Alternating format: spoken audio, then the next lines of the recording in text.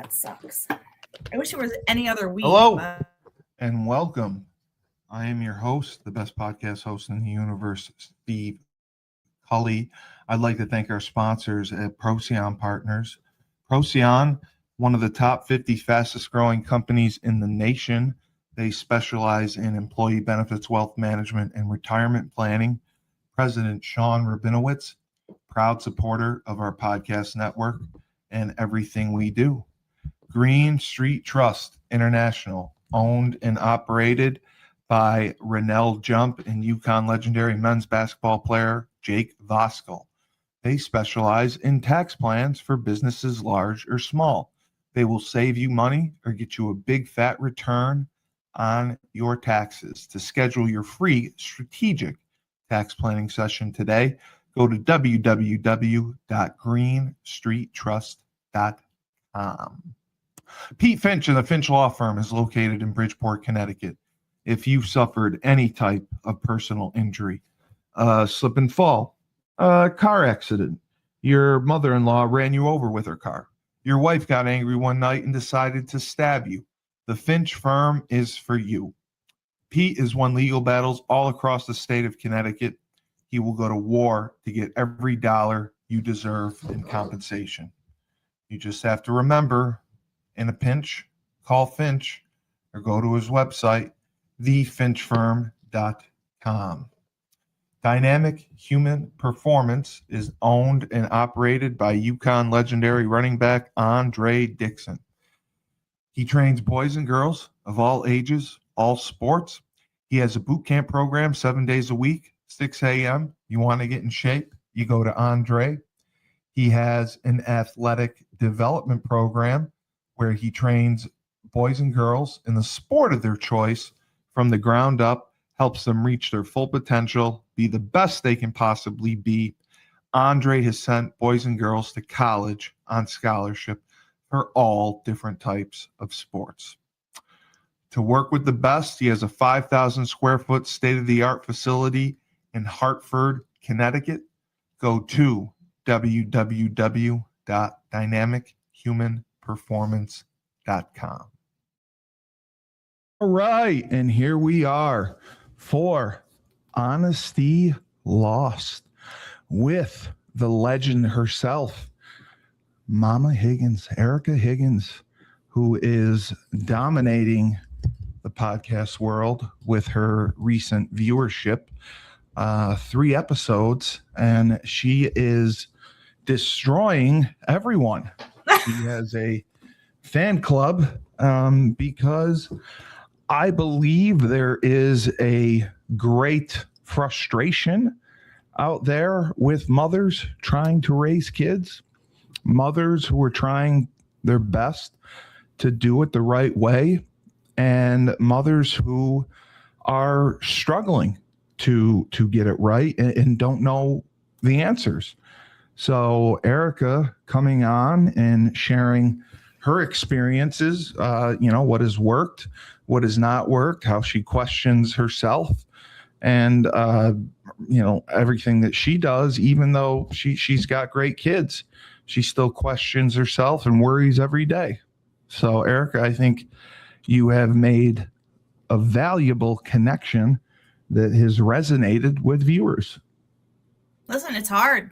I mean, like I said, we don't get a book to tell us how to parent. We don't get a license to parent, even though I think some people should.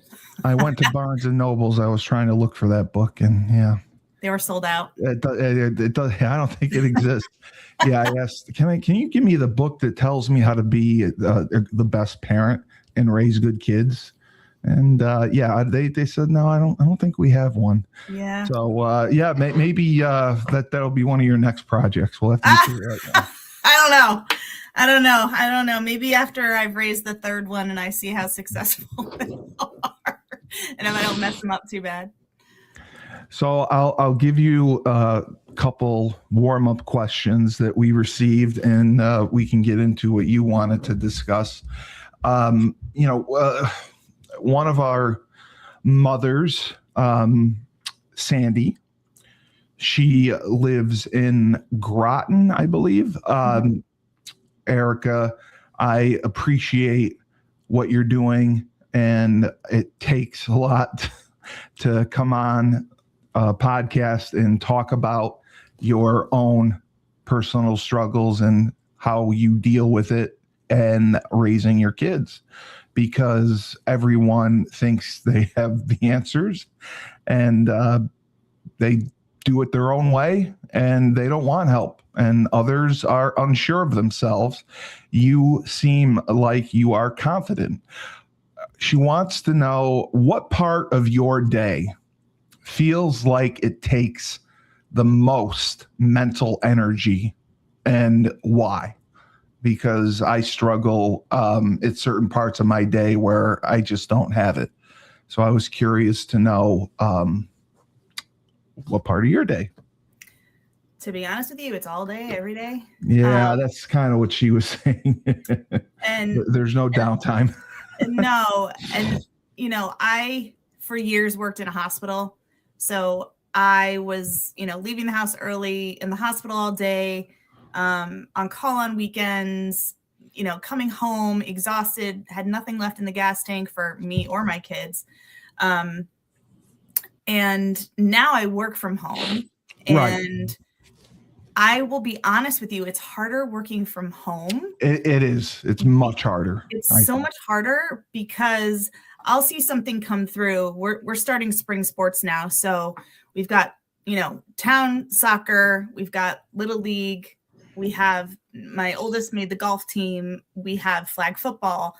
So my kids are busy and everything's coming through on Game Changer, right? The schedules are coming through, everything's coming through. So in between meetings, I stop what I'm doing. I put everything in the calendar. I make sure I have it on my paper calendar because I'm old school. I need it in both places. Smart and like that. Yeah. Then I'll go back to work, and then something will pop through, and then the dogs will bark, and then, the mailman will show up, and then, I'll go back to work, and then one of the kids will call. Owen had a migraine today, so he wanted to come home from school. It never ends. And my dogs always time it every time I'm on a call. So that's what you're hearing right now, and I apologize. He's a good dog. So it doesn't end. It takes mental capacity constantly. And then it's every day too, right? Every day. Every day. Every day. And you never really know what's going to get thrown at you. I mean, if you could plan what was going to happen or what you were going to have to deal with, that would make things a lot easier, but you never know, right? I never know. Like, I did not expect Owen to have a migraine today. And then he had to get to the orthopedic surgeon because he actually graduated from the ortho today after his surgery. So that was very exciting. But it was like making sure he got home, got rid of his headache, got hydrated. I went back to work, checked on him, made sure that I didn't kill my dog. And I'm all about saving animals, but right now I'm ready to kill these animals. Yeah. No, I get it. Owen's home and he's not keeping them quiet. So I greatly apologize. That's okay. You have Linda. Linda again says, Erika, your candor. What does candor mean? Candor, like honesty, realness. Okay. You should know that. Your candor is much appreciated. Thank you for speaking up for moms everywhere, because a lot of us are quiet and don't do that. Do you ever, I've never heard of this. Does mom guilt show up for you between choices about work, screen time, electronics with your kids, cooking or discipline? What the hell is mom guilt? Is that real? Yeah, I have it every day. Oh, I've never even heard of it. So mom guilt is like a term. It's a normal term that. Oh yeah. Oh, okay. Well, I learned something new today. Oh, yeah. So, okay. Yeah, that's what Linda wanted to know. Where do you think it shows up for you most? Because, I mean, you do a little bit of everything, between work, between cooking, between sports, electronics, or disciplining your kids. I mean, it shows up at random times, you know, like if I have to miss a game of theirs because I have to work, or I have to miss something at school. It happened a lot more when I was in the hospital. It was harder for me to like leave, or when I was working in hospice, it was much more challenging for me to get to things when I was with patients and I needed to be there, and I had a demanding job. You were on call too, right? Yeah. Yeah. And I was missing Cub Scout events because I had a patient dying, or, you know, I was missing something because this person's taking their last breath, and thank God my children are healthy and okay. What am I going to do? Say, oh, sorry, you're dying. Take your last breath. I've got to go to Cub Scouts. It doesn't work that way. I can't in all honesty do that to a family or a patient. So the bigs missed out. I missed out on a lot of things with the bigs because of where I was in my career. And then now, you know, they love it because they come home from school and I'm here. But I still miss things, right? I have 3 kids. I can't be in 3 places at the same time. So my husband and I usually divide, conquer, and try to make sure one of us is where we need to be. And hopefully we don't have 2 doing the same thing at the same time, or somebody's out. But the mom guilt happens all the time, right? Like if I snap at them and I think about it later on in the day and I'm like, oh, I mean, that's because I was overstimulated and I have been working all day and I don't have brain capacity left, and I'm snapping at you and you've done nothing wrong. I get mom guilt. Wow. I mean, it just happens. I had no idea that was an actual term. It is. Okay. Mary, another fan of your show, she is in Stamford. She wants to know, because you're busy, what small routines or systems actually save your sanity during a chaotic week? So I'm going to be honest with you. I've tried a bunch of different things over the years. Really? It got to the point where I felt like air traffic control on any given day. And I joke about it, but it's true, right? So I was putting everything in the calendar, making sure everybody was going somewhere. And then there were times where I missed appointments. I will, you know, be honest, it was one of Owen's first follow-up appointments after his hip surgery, and I put it in the wrong day. And it was on me because I'm the only one putting in everything. So I went out and I bought the Skylight calendar. It looks like a screen and it goes in my kitchen. Oh, really? And, yep. And my Google Calendar goes on it. It translates to it. Yep. So everybody who goes in the kitchen, which that is a center, you know, Grand Central Station in our house, can see at any given time. Now they also have it on their phones, my big boys and my husband. So everyone knows what everyone's doing. They should. Now, the other thing is they should be able to put things in it too. We haven't mastered that yet. No, the Y chromosomes in my house have not mastered putting anything on their own. We're working on it slowly. But we're making slow steps to family progress, and that's all we can do. So yes, we have the Skylight calendar, highly recommend it.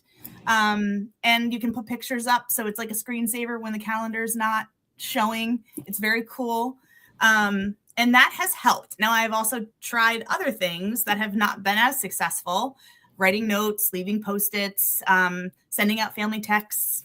They don't pay attention. They don't read them. So even like doing a group text that doesn't help. 1 out of 3 of them might read it. Owen probably has 50 texts from me on his phone. And Jack, on the other hand, my middle son, I'll say, hey, buddy, I love you. Have a great day. He responds immediately. Owen, right. I'm lucky, you know? My husband has 2 phones, one for work and one for home. So it depends on, you know, the day too. Hey, did you see that text I just sent you? No, I didn't. Okay. Yeah. Why don't you take a look at that, buddy? God, it's got to be so challenging to manage a household like that with so many kids. It's air traffic control. It's literally like I'm out there with the directional things and the neon vest, and I'm air traffic control. So before we came on, you were quite spirited and passionate, somewhat energetic about something that has been going on. And if you care to share a little bit about it, we would love to hear it. So I am a person who doesn't do drama. No, I've never done drama. No, you're not. No, Steve, you've known me for 26 years. That's not your thing. No. It is not my thing. I hate it. I despise it. I don't do the rumor mill. No, I don't talk out of turn. Gossip. Nope. I own if I say something out of turn, I will own it. I try very hard not to gossip. Like, I just don't have time to go to the bathroom. I know you don't. Yes. And forget gossip, right? Like, I need time to do things for myself occasionally. And those are simple activities of daily living that I look forward to, but I don't have time to be talking about people. I keep my friend circle very small. Yes, I know a lot of people. Yes. But I keep my friend circle very small. I trust very few. And that's just because I've gotten burned over the years. You have to, yeah. And there's a couple things that get my goat. And one of them is when people talk about my kids out of turn. Oh, that's not going to end well. Yep. Nope. At all. Nope. When people make things up or embellish stories or blame people for things that didn't really happen. I have a real problem with that. I would too. Yeah. And it takes a lot for me to get fiery. It does. But when I do, watch out. So there's a story, and Steve, I think you remember this story. We were all together in college, and Steve and I went to college together. So we hung out in the same circles of people. And I had gin for the first time, and I wasn't a gin drinker. Yeah, gin's awful. It's awful, but it also, in certain people, can make them angry and violent. It's something that is in the gin that doesn't mix well with people's metabolisms and makes them angry. And I'm not going to mention who it was. I think you were there. I beat up one of the UConn offensive linemen. Yep.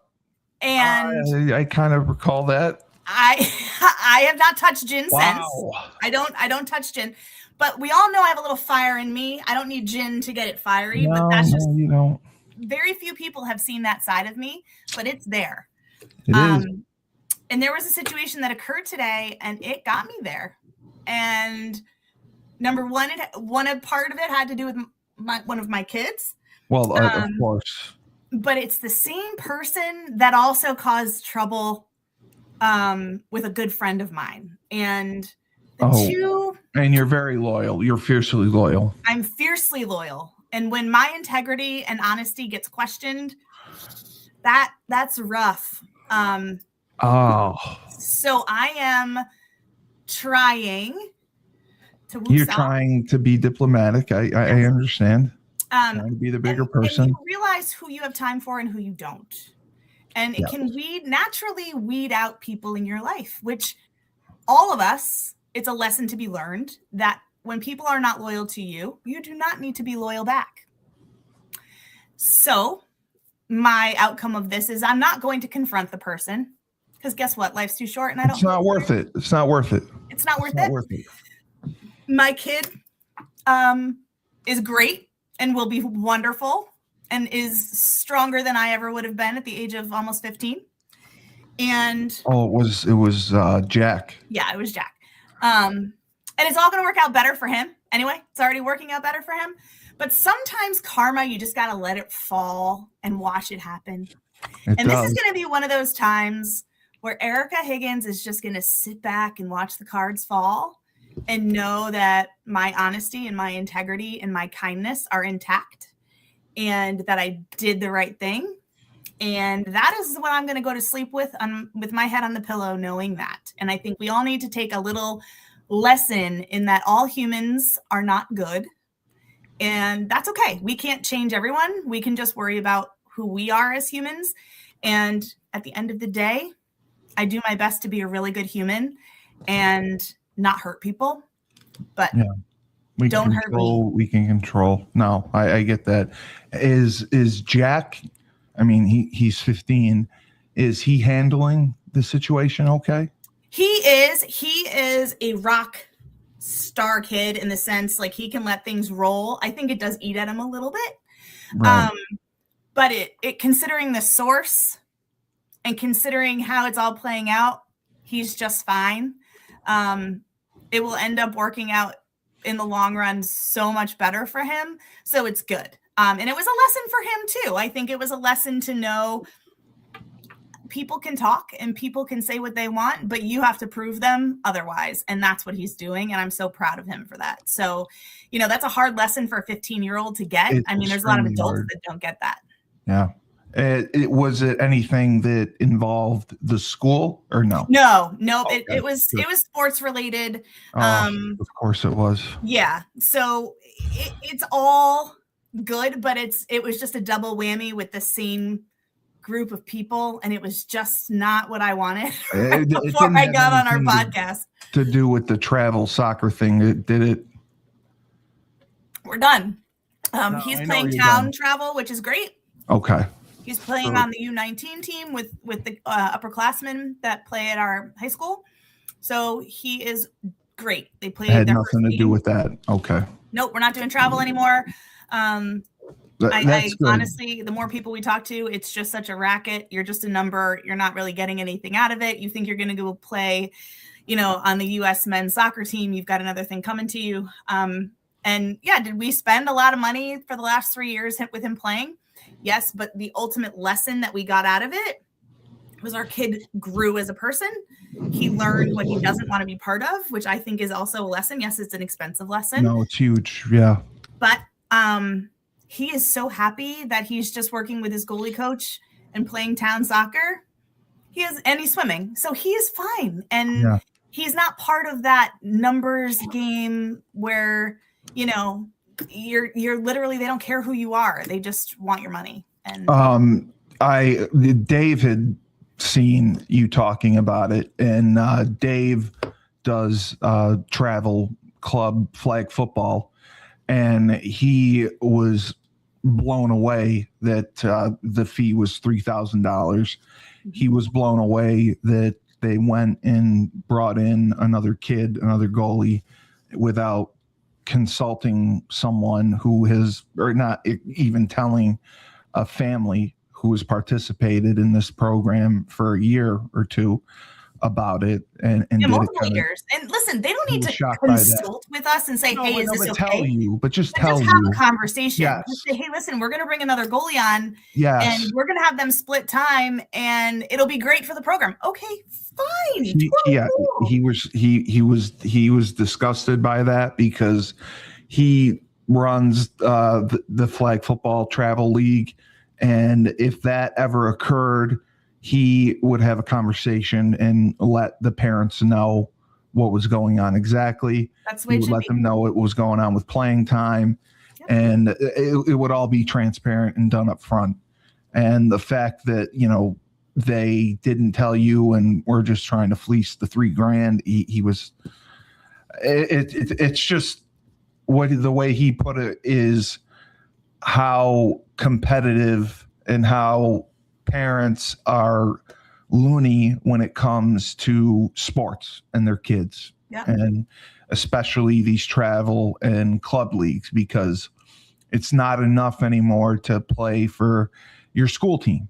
You got to play for a club team, and you got to play for a club team for several sports. And that's what colleges look at now, sometimes more than high school film. And it's very, very frustrating. And he completely understands it.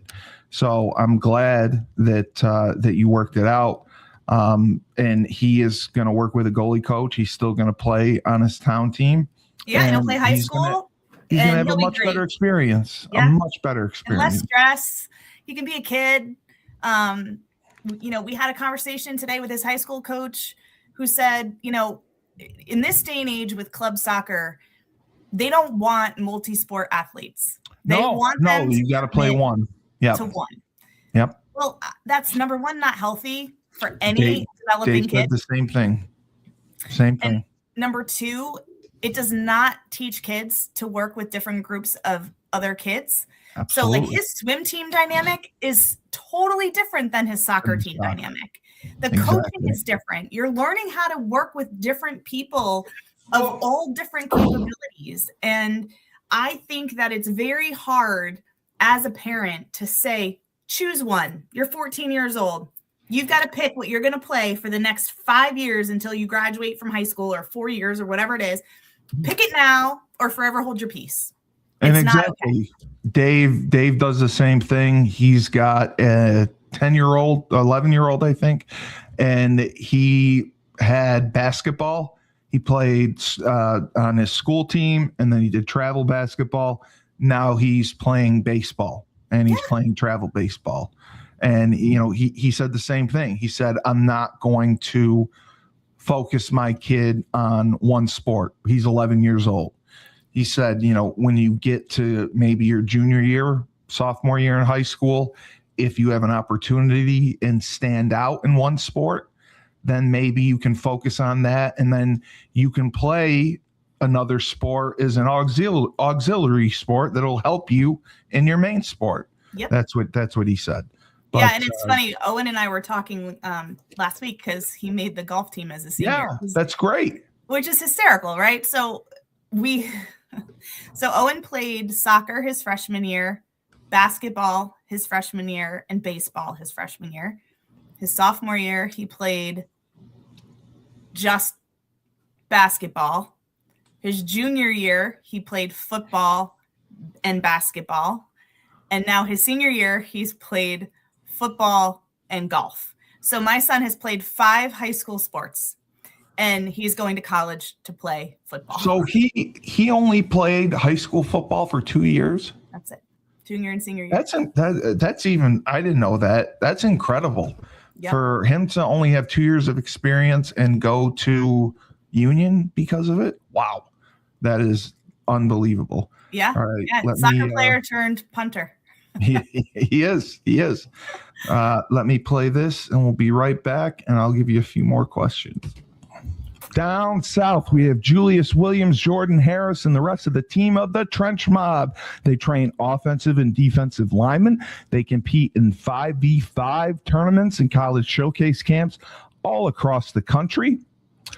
They have sent kids to schools like Florida, Florida State, Miami, Clemson, Tennessee, Georgia, Alabama, just to name a few. They have sent the highest percentage of kids who work with them to Division I schools on scholarship. To work with the best, go to trenchmobfootball.com. Ned Von Young runs the Fresh Fold Laundry Company in Chapel Hill, North Carolina, a high-end laundry service. You book online, put your laundry out in a clear plastic bag. They pick it up, wash, dry, and fold it for you in 48 hours. They also offer an expedited service if you need that as well. They have an online subscription model, weekly or bi-weekly, where you can get your laundry done that way. They offer deals for college students. So if you want your laundry done, you can do it in your own dorm. They have a pickup and now a delivery service. So you can have your laundry done without leaving the comfort of your own home or dorm room. To sign up, go to their website, my-freshfold.com. All right, and we are back with Erika Higgins, Honesty Lost. Lori from Wilton? Yeah. There's a Wilton, Connecticut. Okay. Yeah. Where's very that? nice town. Oh, okay. Well, I've never heard of fucking Wilton before. So what concrete habits do you use to build empathy in your kids? Because that is the one area I have struggled with mine. I can't seem to get them to be empathetic towards others. So that's a hard question. Yeah, I know. And there's a couple of reasons why I think it's hard. God damn you, Lori. No, it's a great question, but it's a hard one.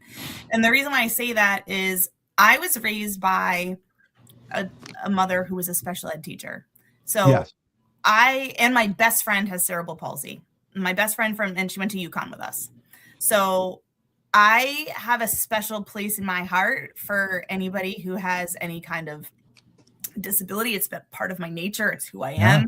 I treat people equally that have disability or not. My kids, literally, my best friend Sarah, she has a walker or a scooter, and we've gone to restaurants and I forgot her scooter at home, or I forgot her walker at home because I forget, right? Like, she's just Sarah to me.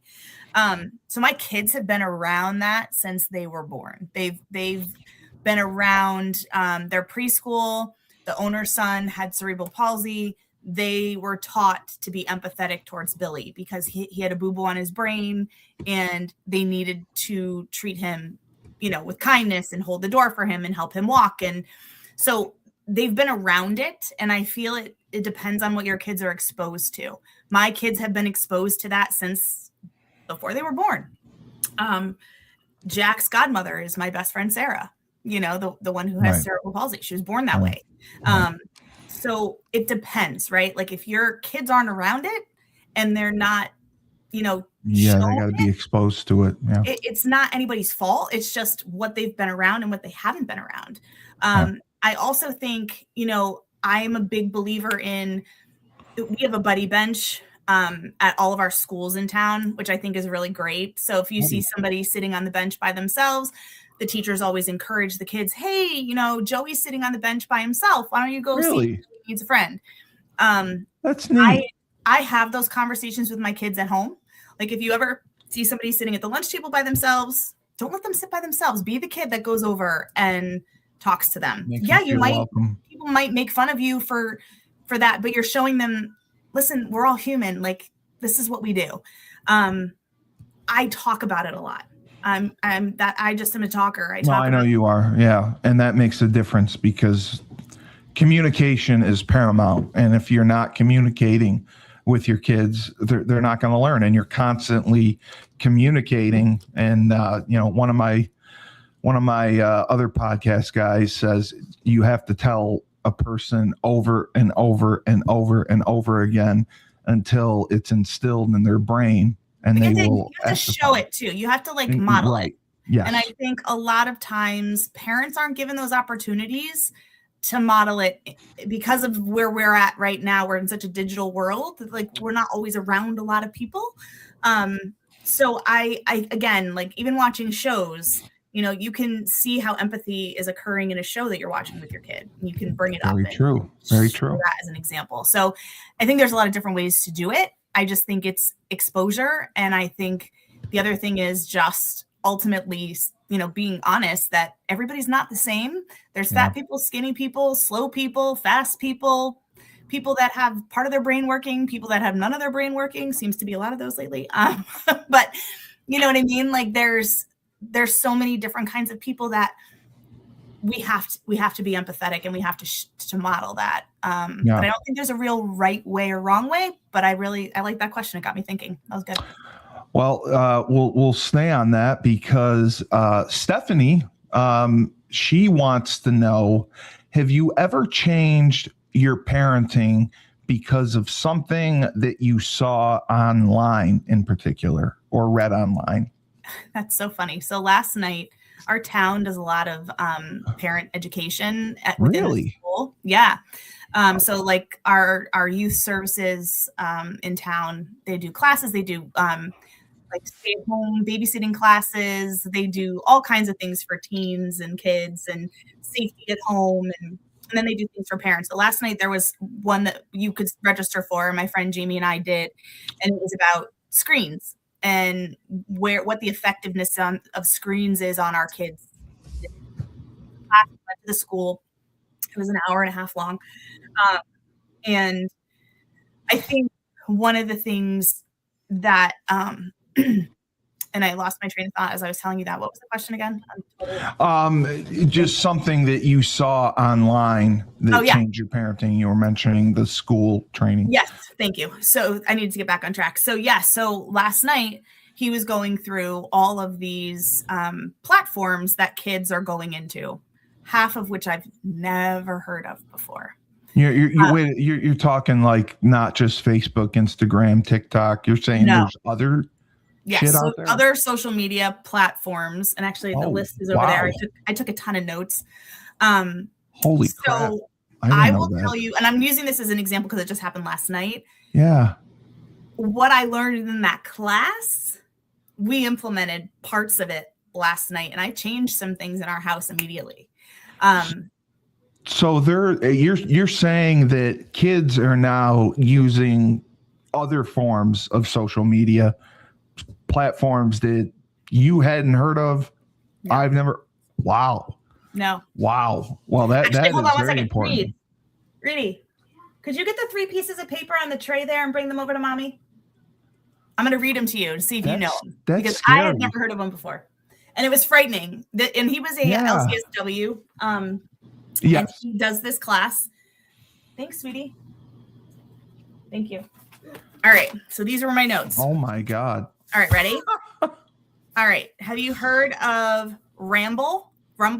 Rumble, yes. Okay. I have heard of Rumble, yes. It's like YouTube, except they don't censor.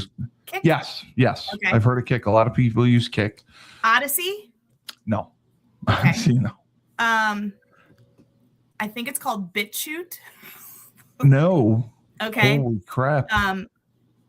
Omegalets, something like that. Wow.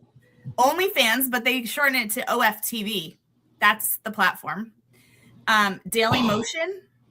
Yes, Daily Motion I've heard of, but I don't think Daily Motion. I never thought Daily Motion was dangerous or anything. Yeah, supposedly this Omegalet was banned. Wow. But kids are still getting into it. And then, have you heard of LooksMax? No. So supposedly there's this platform that kids can say, I want my cheekbones to be chiseled. I want my double chins to be lifted.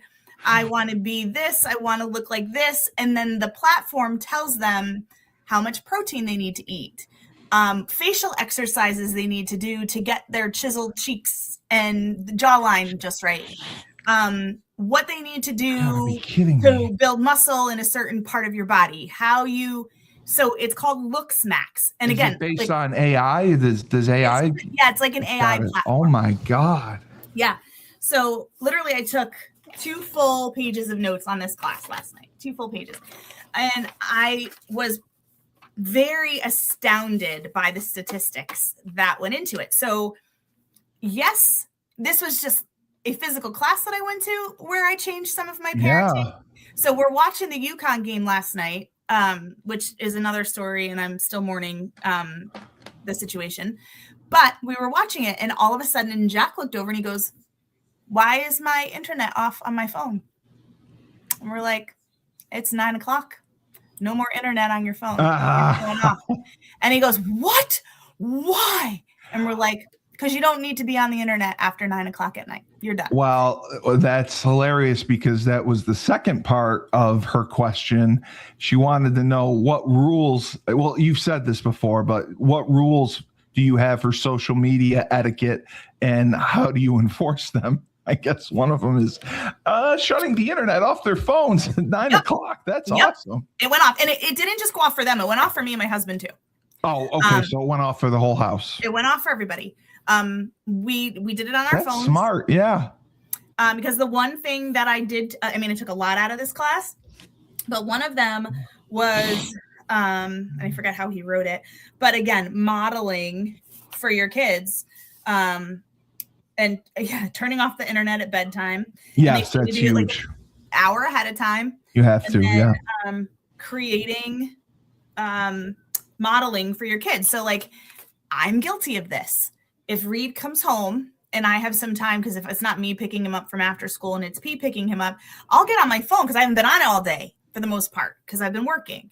So I'll scroll and I'll play solitaire. Yeah, of course. It's not like veg out time. He'll come home and want to tell me about his day. And I'm like, and I'm like, what am I doing? I'm not even paying attention. And he's excited to tell me about his day. So I'm guilty. I am not perfect. No, of course you're not. Far from it. But Course. I realized I need to make changes too. So they say start small. So I don't know if shutting the internet off at 9 o'clock is considered small. I figured we go big or go home. I think it's a good time. I don't think, you don't stay up late anyway. No, I'm an old lady and I go to bed You put early. your kids to bed fairly early. You don't want them all night all night.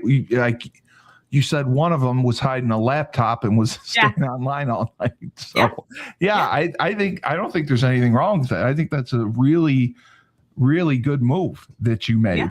Yeah. Really So it wasn't on a social media thing that I saw about changing my parenting, but it was something that I felt was going to be a healthy change for our family. So we're going to see how it works. It was only night 1 last night, but we're trying it and we implemented it immediately. I literally got home from the class at 7 o'clock and by 9 o'clock, it was off. I believe this is Adrian. Adrian wants to know, how do you correct behavior while preserving your child's self-esteem, I guess? Because, you have to obviously correct and redirect misbehavior, but you don't want to, bury your kids and send them into a frenzy over it. They still need to know that they were wrong, but you don't want to, kill their self-esteem. Now, I'm going to be honest with all of you, is I am not a soft parent. No, I'm not. No, you're not. I agree with that because you're preparing your kids for life and you have to have thick skin. Right. I mean, I'm not beating them with a wooden spoon. No. But I am not a soft parenting style. That is not me. That is not in my bones to do. I call it how it is. If I see something that is not within our wheelhouse and it's bad behavior, we talk about it. I will give you an example. My nephews were over a couple months ago and I heard Reed say, well, this sucks. And I immediately, is that language that we use in this house? Because if I hear it again, there's going to be a consequence. And he was like, no. Okay. Well, I heard it again. Well, there was a consequence. I warned you. As there should be. I said, we don't use that language in this house, if I hear it again. So I am constantly, again, talking. I'm not just saying you're grounded and not telling them. No, you're explaining. Right. I'm also giving you a warning. If you don't change this behavior, there's going to be a consequence. Of course. If you go forward with this decision, even though you know it's not the right decision. This is what's going to happen. There's going to be a consequence. It might be a natural consequence. And that's a whole different story. No, I get that. Sometimes you need to just let the natural consequence happen. Yes, if my kids don't hand in their homework, I'm not calling or emailing the teacher to say, give them another chance. The natural consequence is their grade is going to go down. Absolutely. Okay? I'm not there to save them. I obviously want nothing bad to happen to my children, but I am creating them to be resilient. You're teaching them the tools they need to survive on their own. And you don't want to have to be a safety net for them. No, I want them to always come to me and say, yes, of course. I have this situation. Will you talk it through with me? Can you help me figure this out? I want to be that person for them, but I also don't want to be, I'm going to swoop in, I'm going to fix it for you and make it all better so that you don't have the feelings that I had, that you had when stuff got bad. We had to feel it. I had to feel the anxiety. I had to feel the urgency. I had to feel that, I'm in trouble. How am I going to fix this? My parents didn't fix it. No. You're on your own to figure it out. Pam was asking this because you apparently have a great partner in Pete. She is from Orange. She wants to know, how do you talk to your partner about having maybe parenting fatigue and, going over some parenting issues without starting a conflict or a fight arising? First of all, I don't think anything would arise with Pete to cause a fight. But that takes a lot for him to want to fight. Yes. I will be honest with you. There have been times, very, very few, and it mainly has to do around screens. That dog is going to the glue factory. I'm not going to lie. I love her, but tonight she's not my favorite. Okay. It's okay. So we are a good team. Yes, you are. We are. It took a lot of work. Very well together. A lot of work. I mean, I threatened to change the locks on the house several times. But he would. I would, yes, and he knows that. But at the same time, we really are. I am typically the bad guy, which you are a little old and fatiguing. I get that, yeah. And I have said to him, I'm tired of being the bad guy. I need to have my kids see me as an ally and not always the hammer coming down. You need to be the hammer too. That's very true. Yeah. So we talk a lot, and we have been having those conversations. Can you just wait 1 second? Because these dogs, I'm going to.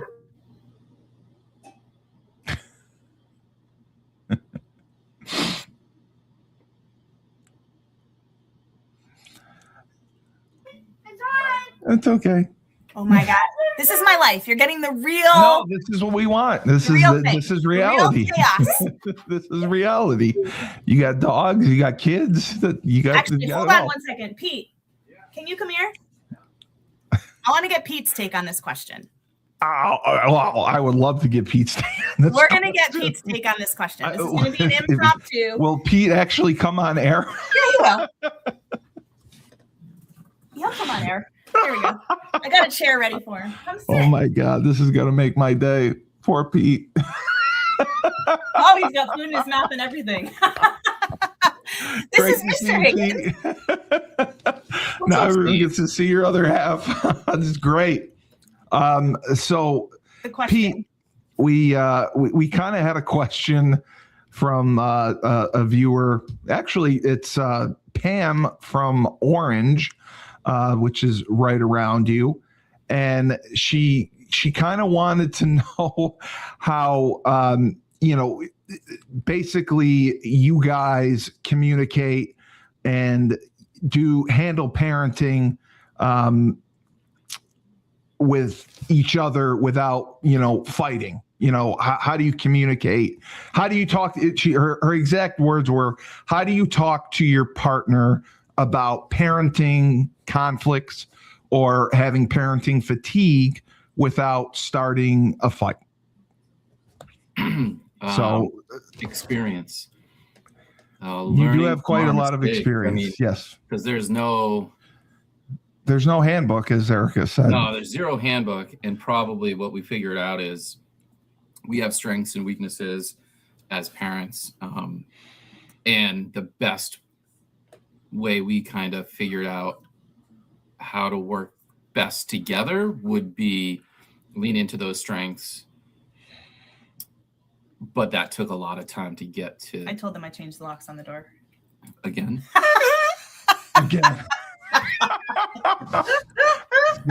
He's got that Seinfeld sense of humor. I love it. I know, it's the dry. But I mean, she had said, and it makes sense. Like she was saying, like, I don't want to always be the bad guy, because sometimes she comes down hard on the kids, or she is the one that disciplines the kids. And she mentioned maybe equally disciplining the kids so she can come off a little bit better and they can trust her and come to her. Do you feel that happens sometimes? Yeah. So we have different kind of personalities. Oh, yes, for sure you do. Yes. I've witnessed, yes. Seconds, the viewing audience is like, yep. So I definitely respond a little bit differently than she does. Yes. Our reactions are a little bit different. She is one to like see a problem, solve a problem, fix a problem right then and there. I see that. Yeah, I tend to ponder a little bit more and trying to think things through. I don't think there's a right or wrong way. Where I have to be better is typically with the boys. If it's something that's pretty straightforward, just jump on it a little bit quicker, and then she can kind of do what she needs to do. So it's not always her. Right. No, that makes sense. And I also like to just fly off the handle now and again, just to keep them on their toes. He does, very rarely though. Steve didn't believe that. No, I could see it would take a lot, but I would be afraid to see Pete fly off the handle because I would know that it would take something bad to happen for you to get to that state. So I guess the again, it goes back to, it's not going to be perfect by any stretch.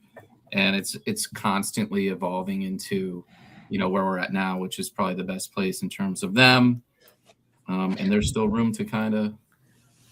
And it'll be 19 years, and I still like them. And just your take, just from a father's point of view, because I was talking to Erika about sports now have just been. They become so competitive, and you have to play on the school team, the travel teams. There's so much, and they want you to do one sport year round. And how have you managed? Because your kids have been involved in so many different sports. You've allowed them to participate and get many different experiences with different kids. What would you say your philosophy is on handling sports or handling it at a certain age? There's a couple things there, at least as far as I'm concerned. There have been a lot of people who have had older kids who I'll ask questions about certain programs or this or that. Right. And I think that helps a lot. And they'll kind of give the context like, hey, it was a great program, but it's kind of become more of a business model, which we see. Yeah. Or, it's been the same group of coaches forever. They haven't raised prices. They're developing kids. It's a lot of teamwork. I think at the end of the day, though, it's got to be what the kid wants after you give them those experiences in a bunch of different sports. And because if they like, at the end of the day, that competitiveness is really driven by the parents. It's not necessarily driven by the kids. That's the thing. Yeah.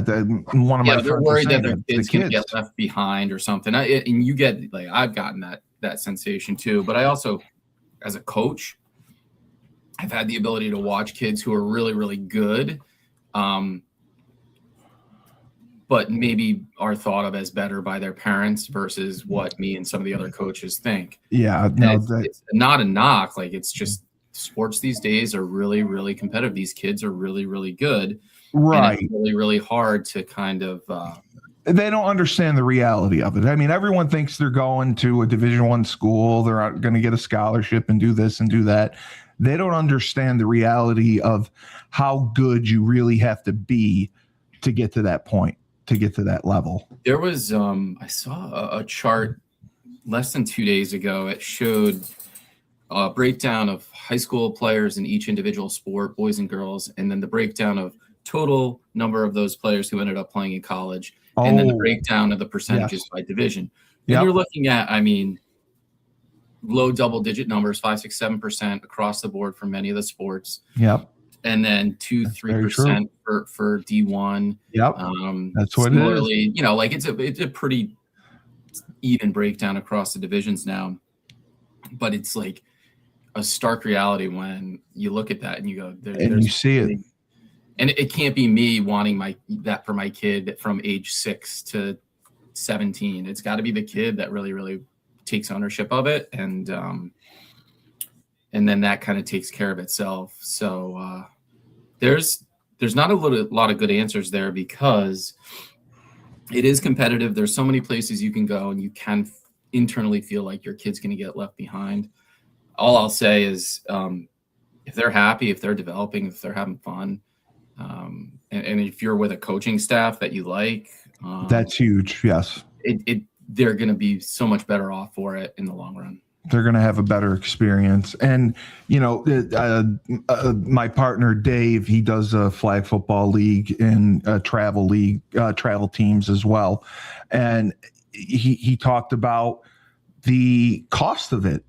If you want your kid to play multiple sports and be on these multiple teams, you're spending thousands of dollars just to be on the team, go to tournaments, the tournament fees, all this stuff. And it just adds up. I mean, it costs money to have an athlete play one sport and have to be on 3 different teams. You know, it's just financially, it's so expensive now to do it. The guy I coached basketball with for young kids, it was a group age 2nd grade to 8th grade. It was a town travel kind of AAU based program. We kept everything as inexpensive as possible with uniforms, with tournaments we played in. We kept everything local, knowing that basketball, like, we were going to be not great for the first couple of years, and we're going to have to grow into ourselves. We also picked the kids based on the parents, so that it was a that was smart, positive experience for everyone. I think of the 15 kids who played over 6 years, we only lost 2 or 3 kids. That's great that they didn't go to other teams or anything. No, not until much older, which, you know, at that point, cool. Like, yeah, go ahead. You got opportunities, you've gotten better. Or there were a couple kids who said, you know what, I'm just not going to be a good basketball player. I don't want to. I think I can play rec, and I'm going to enjoy that a lot more than what we're doing here. And that was a great thing. But the parents made that group so enjoyable because we were able to do our things as coaches. We told them where we stood as a team. We were going to kind of be in the bottom middle of the pack. You were transparent. Yeah, until like 7th and 8th grade when we got a little bit better and we had some more expectations. But it was a very positive experience. And 2 of those kids will probably end up playing in college. That's great to hear. All right, I'll ask you one more question, and then you're going to get a rapid fire round. So P can stay for it. What would you say for each of you? One self-care habit that actually has stuck and made you a better parent? Go ahead. Me?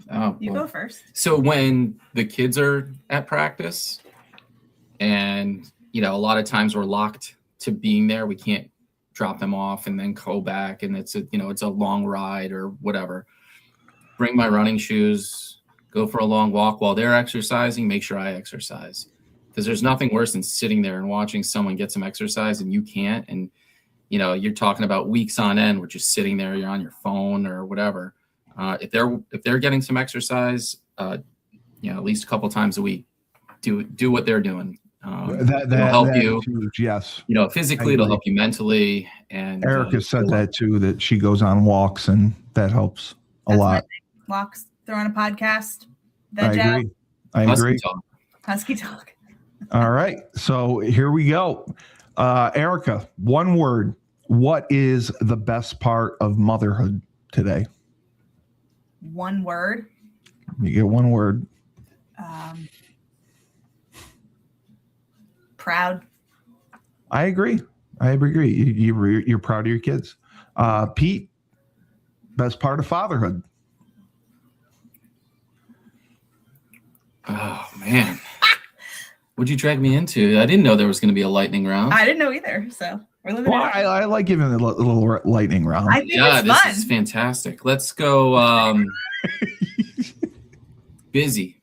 Oh. That's true. You are very busy. Erika, hardest part of motherhood today. You can use multiple words. I mean, I guess keeping them safe. Yeah. You know, turning them into good humans so that they don't go down the wrong path. Pete, hardest part of fatherhood? Social media. Oh, that's a great one. That is a great one right there. Okay. Erika, morning routine, chaos or calmness? All right. So I'm not going to lie. I don't get great sleep. I know you don't. I don't. And I have married a man who wants his wife to be somewhat sane. And that when I do fall asleep in the wee hours of the morning, he allows me to sleep to like 7:30-ish. So he is amazing. The big boys, he just gets them up. They kind of do their own thing. Reed gets up on his own, but he comes downstairs. He is lunchman extraordinaire. He gets everything in the morning done. Unless he's traveling, then I do it, of course. But he is a great partner from that perspective, because I think he realizes that if I don't get some sleep, I will go. Yeah, you're gonna go murder someone. I understand that. So I do appreciate that. So it's not chaos. He does a great job. I also go for walks if she hasn't had much sleep, Steve. Very smart, Pete. So Pete, I'll give you the other one. Night routine is screens off. Is it chaos? I told them about last night how we shut the internet off. Yeah. That was fun. We're gonna do it again tonight. No, I think it used to be chaos when they were little. It was. I can remember whether it was Erika or myself bringing the boys up, we'd fall asleep with them in bed because just the sheer amount of energy that we exerted to get them clean, bathed, brushed, into their pajamas. Yeah. Read a book, wrangle this and that. Now it's I'll knock on wood, but it's relatively quiet and we kind of fight over who's going to read. Yeah, because we know there's limited time where we get to do that. So, but no joke, it was insanity for the up until a few years ago. And we alternated. Yeah, right. Yeah, so one of us would do one night, give the other one a night off, and we've done that since Owen was born, so almost 18 years. So, Erika, this was asked for you because you have done such a good job. Politeness, would you say that it's been taught or modeled or both? Okay. I would agree with that. Mm-hmm. Pete, do you praise your kids' effort or you praise their results? I mean, that's going to be 90% effort. We're not gonna, I mean, at the end of the day, if there's something there that we want to say like great job on, but the effort piece is more important to me. I'll give you an example. Actually, recently, one of the boys had midterms for the first time in high school, and he really was struggling with his Spanish midterm in preparation for it. And he actually kind of sat down and said, let's go over this over a couple of different days. And he ended up scoring pretty well on it. Nothing crazy, but I said, imagine now, like that was 4 nights of 25 minutes of studying, just preparation. If you just are able to get that done on a regular basis, how much easier your life would be, because you'd never have to worry about your grades. They take care of themselves. So that makes sense. Really, really important at the end of the day. What's that? I like that. Effort outmatches talent. When talent it does. Work ethic does. It always does. 100%. It always does. All right, Erika, I'm going to give you a couple in a row because these pertain to you. Do you contact teachers often? No. Okay. Do you let your kids choose their friends? Yes, we have conversations if we're starting to see something that we don't like or somebody's been down a bad road. We have conversations about it, and then they kind of just make their own decisions. Okay. And your last one, how would you say you handle gossip that is going on at school? With the kids? Yeah, with kids, or maybe with you, any type of gossip that gets back to you that involves your family, because I know that's something you can't. I mean, here's the thing. I hate gossip.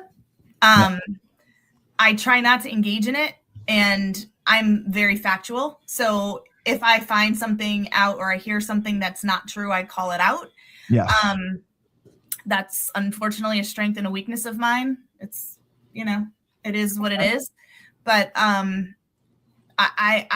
I hate it. I know. It's awful.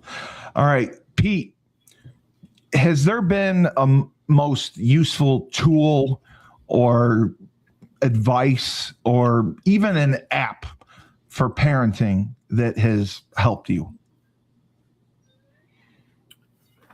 I don't know if there was an app or anything. I think it's just the people, our family. I can just reach out and kind of ask them, am I missing something here? Or does this make sense to you? And for the most part, it's, really sound advice. And it's not just one person. There's a lot of different, men and women in our family that have been really helpful. It's good that you have a sound circle around you like that. Peer pressure talks, scheduled or reactive? Both. Yeah, I'd say both. Yeah, both. I mean, you just never know when those types of things are going to come up. A lot of times it is related to social media, especially when they're 5th, 6th, 7th, 8th grade.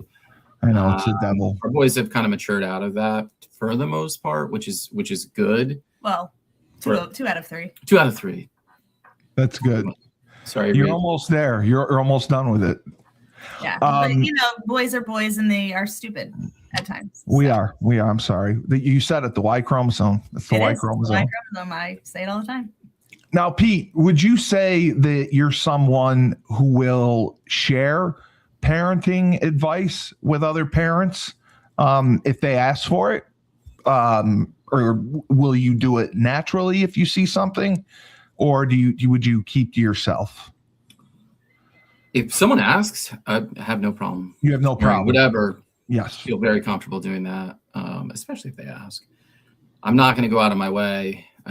Well, it's not your business. I get that. So it is a fine line. I'd say for the most part, the people that we kind of interact with, they'll ask a question and just kind of be like, look, it's most of the time it's on things or topics that are not comfortable. And we just kind of go, look, it's not fun. It's not comfortable. You just got to sit there, suck it up. And at the end of the day, we're the adults in the room, I guess. So I guess we have to. You're getting punchy in your old age, though. Me? Yeah, well. All right. Last question for both of you. Erika, one boundary that you would say that you've set for your mental health? I'm really bad at that. That's why. I'm really bad at that. I think the one thing that I have been attempting to do and doing it more so than not is I can say I think it is my walks. And I'm not on social. I'm trying not to be on social media that much. I agree. Because the world is heavy right now. It's just toxic. Everybody's opinions are heavy right now. Yeah. The being a good human thing is what should be number one in everybody's minds right now, and it's just not. That's rare. So from a mental health standpoint, it can take a toll and create me to sleep even less. So I think those little things I'm trying to do, would you say? It's getting better. Oh. I think you've set good boundaries with your kids in drama and gossip and staying out of it. And I think that's made a difference. I definitely see that. So I think that's huge. Pete, what would you say for you? Is there a certain boundary you've tried to set to keep yourself sane for your mental health? He's got to live with me. So well, he is very right here, Steve. It's right next to me. It goes. I think it really goes back to if you can get some kind of movement in during the day. That is 100% true. The dopamine from getting exercise, from moving around, that makes a huge difference. And then I try not to take things personally. If you see something out there, I think it's very easy to do. And as I don't know if it's just because we're getting older or just the way that information is disseminated now. It's so easy to feel like you're being attacked. It does. And you're not. Everything feels personal. So, or you are. And you just gotta go like, whatever. It's I'm not gonna look too far into this, and I'm gonna turn a page real quick. Easier said than done, but something I'm trying to do more of. And I think that one thing that you do very well, from my perspective, and I don't see everything, but I see you think things through much more before acting. I mean, you'll think and probably process all the consequences of what could happen for certain things, and that changes how you may react to certain things. Yeah, I got a bit of advice a long time ago that said respond, don't react. So that's in the moment, I might want to, fly off the handle or something, but you're right. If you just sit there and honestly, Erika would say sometimes I probably think on it too long and drive her up a wall. So finding a balance from kind of but I don't think you don't react based on emotion. I think you react more on logic, which I think is helpful, because people who react on their feelings and emotion sometimes do things they regret. So the fact that you can logically process things and then make a decision, I think that helps. That's my own 2 cents. So great show. I apologize for keeping you longer than I said I would. No, it's fine. But you got a big audience, Erika. You're killing it. I keep hearing. I don't know. Hey, you got to look on YouTube. I sent it to her. I had a long drive up to upstate New York last week or the week before. Oh, you did? Yeah, I was. You should have stopped in. I should. I stopped at Union real quick to grab something for Owen, but I was literally up to Rochester and back because my flight out of LaGuardia got canceled due to the crash down there. So you zoomed up, but you know what I did the whole time was I just listened to the podcast the whole time. That cut in like half my ride. He didn't even answer my phone call. I called him. I'm like, "Are you okay?" And he's like, "I've been listening to your podcast." I mean, listen, for 4 episodes and one was super short, to have audiences just on YouTube that are over 30,000. I mean, I've never had a show start off like that. And it's because I don't have a ton of shows with women. So it's been great. And I know there's a therapist who wants to come on. I haven't scheduled him yet. He's messaged me 5 times about. Yeah, we should schedule that. That'll be interesting. And then there's other people I'm sure that we can get on too. Yes, there are. I have 2 mothers who want to come on. Oh, sure, so, that'd be great. Yeah. I love this. Yeah, I don't know if I can control that, but we'll try. Hey, listen, Steve, you can. Well, the best podcast host in the universe. What are you going to do? Yes, you are. Effective moderator du jour. For the great Pete Higgins, thank you for joining us and giving us your perspective. Very nice. And Momma Higgins, Erika Higgins. This is Honesty Lost. I'm Steve Cully, the best podcast host in the universe. Remember, life gives you lemons. Don't make lemonade. Take 2 oranges. Throw them right back at life.